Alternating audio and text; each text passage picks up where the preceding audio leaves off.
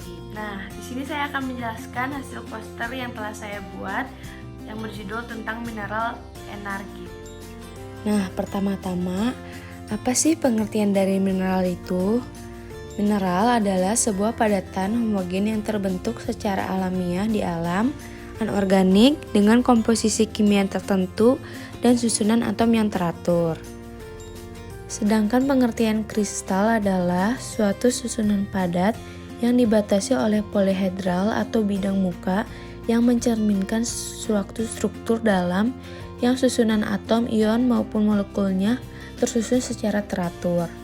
Di dalam poster terdapat dua materi, yaitu materi mineralogi dan materi kristalografi.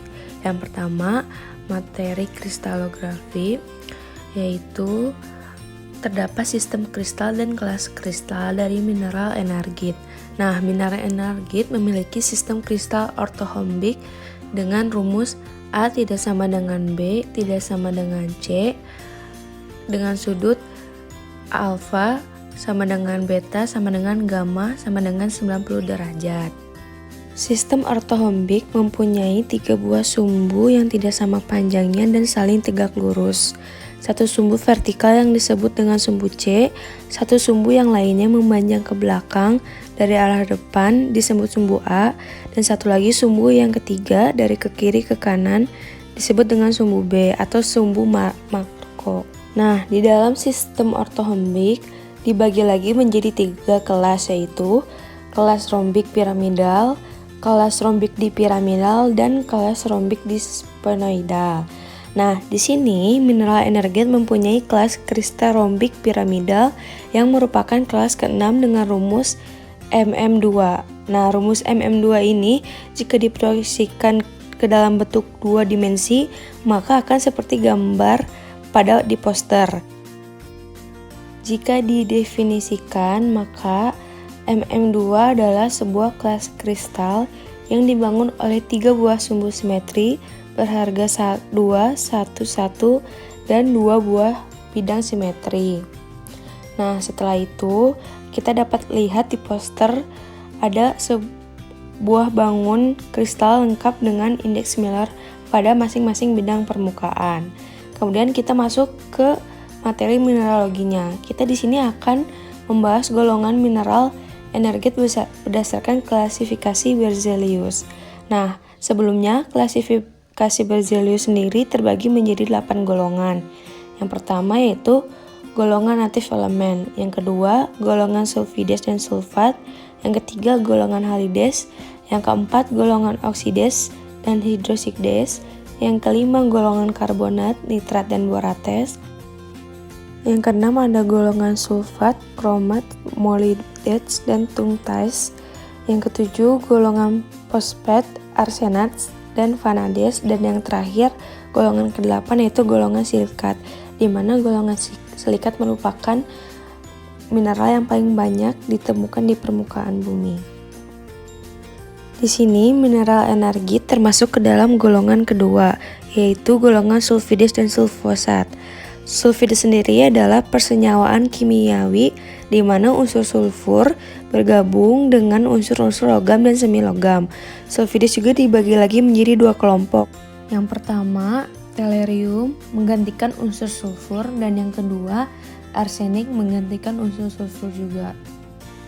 Sifat-sifat dari sulfides tidak tetap dan dapat berubah-ubah, mempunyai kilap logam, lunak dan padat seperti galena, dan juga beberapa sulfides bersifat non-logam seperti realgar, orpidmen, dan sebagian lagi secara relatif bersifat keras seperti markasit dan kobaltit.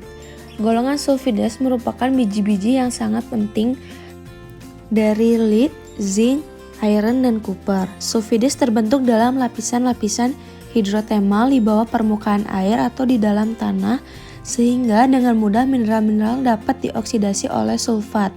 Kemudian ada sulfosat, artinya yaitu persenyawaan kimia di mana unsur-unsur logam bersenyawa dengan unsur-unsur sulfur dan semi logam seperti antimoni dan arsenik. Sifat dari sulfosat mirip dengan sulfides. Mineral-mineral yang termasuk golongan sulfosat antara lain yaitu mineral energit yang kita sedang bahas ini. Kemudian ada juga mineral pirargirate dan prostitate.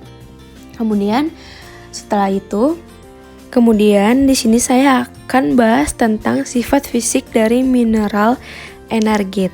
Yang pertama adalah warna. Warna pastinya mencirikan komposisi kimia yang terkandung dalam mineral tersebut. Nah, di sini mineral energit mempunyai warna abu-abu kehitaman dan memiliki cerat atau gores berwarna hitam. Pengertian dari cerat adalah warna bubuk mineral. Warna sebuah mineral dapat beragam, tetapi warna bubuk biasanya tetap. Warna bubuk dapat diperoleh dengan menggoreskan mineral porselen putih yang keras, adapun porselen yang warna hitam. Biasanya ada mineral yang jika pada porselen putih atau hitam bakal berbeda warnanya. Kemudian ada kilap atau penampakan umum permukaan mineral terhadap sinar yang dipantulkan mineral. Mineral energit juga memiliki kilap metalik di mana cahaya sepenuhnya dipantulkan kembali. Kemudian ada pecahan yang dimiliki mineral energit berupa uneven atau permukaan pecah kasar dan tidak teratur. Setelah itu ada belahan mineral energit yang sempurna di bidang 110, jelas di bidang 100 dan 010, serta tidak jelas di bidang 001. Nah, ada juga kekerasan dalam mineral. Kekerasan termasuk sifat kohesi atau daya tahan mineral terhadap gesekan atau goresan. Pada umumnya mineral juga dinyatakan dalam skala Mohs. Di sini, mineral energit memiliki kekerasan 3 skala Mohs. Kemudian ada perawakannya. Perawakannya berupa tabular sampai prismatik. Transparansinya juga berupa opak, dan kemudian tenacity atau ketahanan mineral terhadap breaking, crushing, bending, cutting, drawing, or tearing yang dimiliki oleh mineral energit yaitu brittle, di mana sifatnya mudah dipecahkan dan dihancurkan. Kemudian kita masuk ke dalam ikatan kimia yang dimiliki oleh mineral energit. Nah, mineral energit sendiri terdiri dari unsur tembaga, arsenik, dan sulfur. Formulanya yaitu Cu3AsS4, sehingga mineral energit memiliki ikatan ionik. Kenapa? Karena mengandung unsur logam dan semi logam. Kemudian ada lingkungan geokimia unsurnya yang terdiri dari barit, bornit, kalkosit, kovalit, galena, pirit, quartz, sphalerite, tentatit, dan tetrahidrit. Nah, kemudian setelah itu kita bahas tentang lingkungan pembentukannya. Di sini mineral energit dapat ditemukan di lingkungan magmatik. Kenapa? Karena terbentuk dalam proses hidrotermal di mana terbentuknya pada saat suhu sedang hingga rendah. Nah, lingkungan pembentukan mineral energit pastinya nyambung dengan unsur yang terkandung di dalam mineral itu sendiri. Seperti yang tadi sudah dibahas, sulfides terbentuk dalam lapisan-lapisan hidrotermal. Jadi, lingkungan pembentukan mineral ini pastinya terbentuk dalam lapisan hidrotermal di bawah permukaan air atau di dalam tanah, sehingga dengan mudah mineral-mineral dapat dioksidasi oleh sulfat. Jadi lingkungan pembentukannya itu ya di situ. Nah, terakhir kita bahas kegunaan mineral energit itu. Sebenarnya mineral energit jarang ditemukan langsung kegunaannya di kehidupan sehari-hari. Kenapa? Karena mineral energit biasanya ditemukan dalam volume yang cukup besar di tambang sebagai biji tembaga. Jadi jika kita ketemukan di dalam kehidupan sehari-hari, maka mineral energit itu udah diolah terlebih dahulu. Jadi yang paling utamanya itu sebagai bahan biji tembaga. Nah, sekian dari saya. Mohon maaf bila masih banyak kesalahan.